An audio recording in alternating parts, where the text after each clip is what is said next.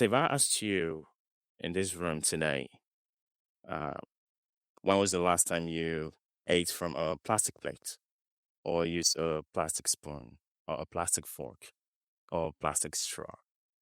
Chances are that wasn't that very long ago, probably this morning at the breakfast table, right? Um, it probably didn't even cross your mind until right now. But some of you may remember a different time when plates were ceramics and utensils were metals and glass bottles clinked on the breakfast table, right? So the problem we have right now is plastic are everywhere. Everything is made of plastic. Your car, your kitchen, your phone, your clothes, they're all plastic, right? So, so that in the past 10 years alone, we've produced way more plastic than the entire 20th century combined, with over 400 million tons of plastic produced every year. Now, the problem with this is that microplastics, or plastics actually, are not biodegradable, right? Your plastic bottles, your plastic straw take over 200 years to degrade, right, on their own. So we have on our hands a material that does not know how to disappear. And so where do they go? Now, some of them end up in the landfills, while some of them in the ocean. We have over 1.4 million trillion plastic microfibers in the ocean. Why? Because every minute we dump about a garbage truck of plastic in the ocean. Every minute. Now, of course, this is bad. I want you to take a look at the photo behind me. It was taken by a photographer in 2009 in a very little island in the middle of the Pacific Ocean. And what you're seeing in front of you is a dead albatross bird. It's decaying, but in its guts, there's a lot of plastic. Now, there's just one bird, but there's hundreds of these birds on this same island. They're dead, they're decaying, but their guts is filled with plastic. So the consequences of our actions are also killing the wildlife. Now, this is probably the best part of this story because when this plastic break down, they form what we call microplastics, right? Fragments of plastics less than 5 millimeters, right? Now, because they're so tiny, they're suspended everywhere. In this room right now, we probably have plastics floating right now, right? So you and I are breathing in plastic. We're ingesting plastic. We're eating plastic in the food we drink, the food we eat, the water we drink. If you like drinking your water from plastic bottles, studies have shown that you're probably ingesting over 9,000 more microplastic than someone drinking directly from tap water. Now that's bad. That's not probably the worst part because each of us in this room every week consumes at least 5 grams of microplastics every week, the equivalent of a credit card. Now, I want you to picture this. You just took out your credit card right now and put it in your mouth, and then you start chewing, and then you swallow. That's very absurd, right? But that's the situation we're in right now. It's real because we actually do that every week. Now, of course, I know the question that's in your mind is that if we're so exposed to microplastic, how come we're still alive? How come we're still healthy? Well, that's because our body is very, very amazing. It's able to get rid of some of these foreign materials like microplastic, but can only do so much because some of these microplastics are actually deposited permanently in our body.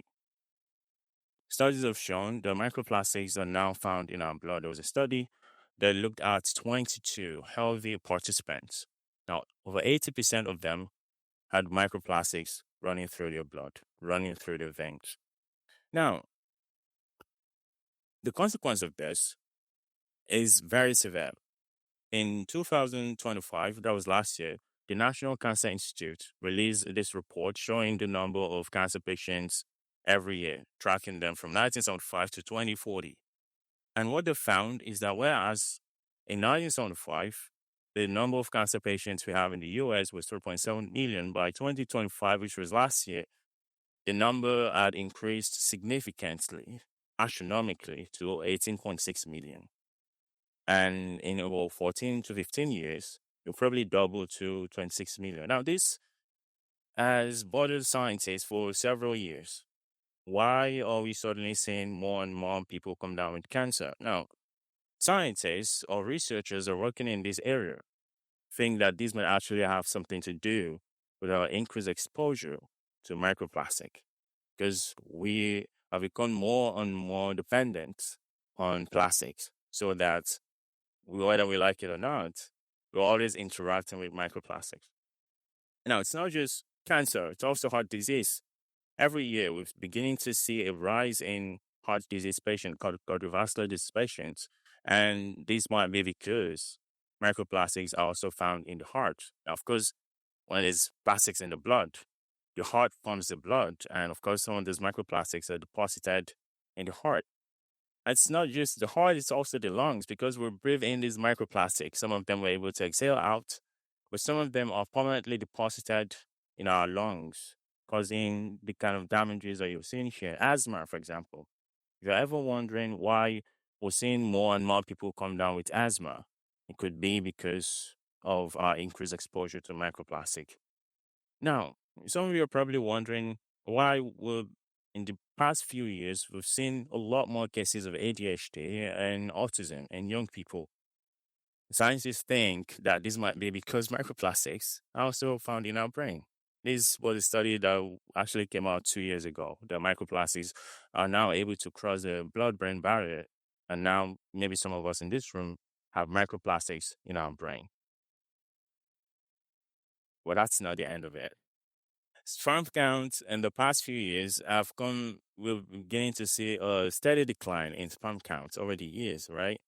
Since 1973, sperm counts are falling over 50%, right? Now, this might be because microplastics are also found in our testicles. So this is really bad. Now, I'm a microbiologist by training. I recently got my PhD, and one of the things I studied for my dissertation was how microplastic affects antibiotic resistance in infectious diseases. Now, one of the things we found is that because we're exposed to microplastic and bacteria, microorganisms are also exposed to microplastics in the environment, the microplastic might actually be one of the reasons why we're beginning to see a lot more antibiotic failure and drug resistance in the hospital. So now all of this is recent study. They're very, very new. They're preliminary. The field of microplastic research is very recent because microplastic is a modern problem, is a very new problem. So there's a chance that right now we do not even know the amount of damage that microplastics might actually be causing to our health, right? So maybe in the next decade or two, things might begin to get even more clear. But at least what we can all agree on today is that we have a very huge problem in our hands. Now, it's not all gloomy because scientists are busy. They're trying to do something, trying to engineer some kind of microorganisms that we can use to degrade these materials, these plastic materials, and maybe some kind of filters that can help trap these microplastics so we stop we don't ingest as much as we used to. But again, these are very, very new and these are very preliminary. We don't know if this might materialize in the next year, in the next decade or two. But in the meantime, you and I have a role to play to stop this problem or to prevent or solve this problem. One of the things we can do is make certain changes to our lifestyle, right? Glass instead of plastic, paper instead of plastic, ceramic instead of plastic. Now, I know sometimes this conversation can get fiercely political, right? I'm not an environmental activist. It's not my place to tell you um, where to put your tent between paper straws and plastic straw, right? But I'm a scientist. And when the data is this impossible to ignore, it's my job to ring the alarm bell. It's my job to present the facts and let you decide what to do with them. Now, microplastics and plastics are not just floating in the oceans anymore. They're not just trapped in the landfills anymore. They're now in us. They're in our brains, in our hearts, in our blood, in our testicles. And unfortunately, they're also found in the placenta. So what this means is that a mother is able to transfer these dangerous plastics to the unborn child.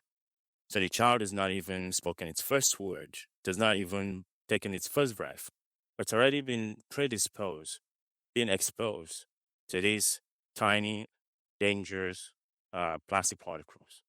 Now, it's up to you to decide whether or not you care for your own health. But at least what we can all do, right, is as parents, as scientists, as citizens of the next generation, is to care for the well-being and health of the generation yet to be born. So I say unto you today, let's stay away from plastic, maybe. Thank you.